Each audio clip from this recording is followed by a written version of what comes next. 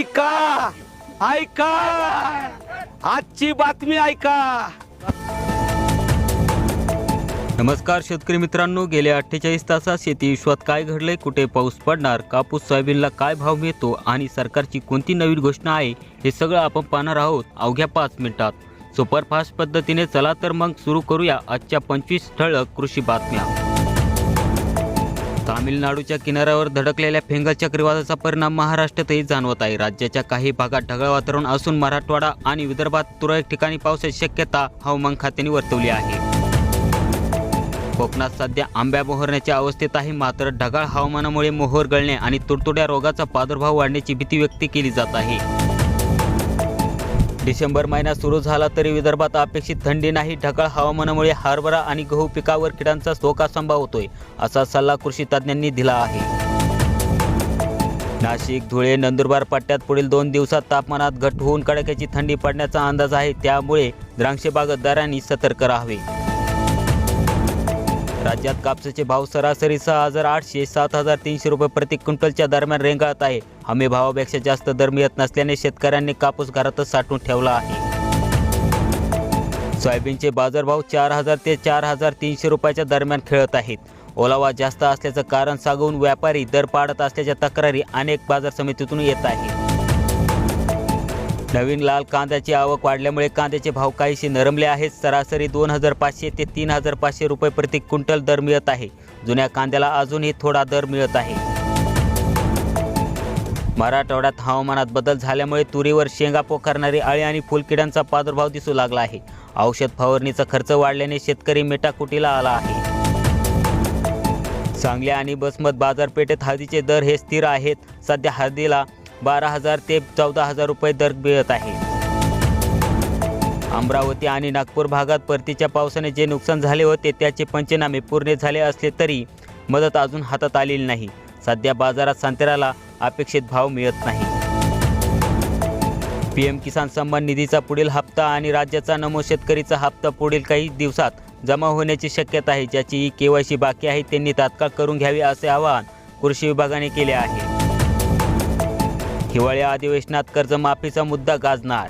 नागपूर येथे होणाऱ्या हिवाळी अधिवेशनात शेतकरी कर्जमाफी आणि सोयाबीन कापूस दरवाढीवर विरोधक सरकारला घेरण्याची तयारी करत आहे। शेतकऱ्यांना मोठ्या घोषणेची अपेक्षा आहे। ज्या शेतकऱ्यांचे अग्रिम पीक विमा क्लेम मंजूर झाले नाहीत त्यांनी कंपनीच्या हेल्पलाईनवर किंवा तालुका कृषी अधिकारी कार्यालयात जाऊन तक्रार नोंदवावी असे निर्देश देण्यात आले आहेत। महावितरणने शेतकऱ्यांना दिवसा वीज देण्यासाठी मुख्यमंत्री सौर कृषी वाहिनी योजनेचे काम वेगाने सुरू केले आहेत। नवीन सोलर बस पंपासाठी अर्ज केलेल्या शेतकऱ्यांना लवकरच मंजुरी मिळण्याची शक्यता आहे। रब्बी हंगामासाठी युरिया आणि DAP खताचा पुरेसा साठा उपलब्ध असल्याची माहिती कृषी आयुक्तालयाने दिली आहे, तरी काही ठिकाणी लिंकिंग होत असल्याची तक्रार येत आहे।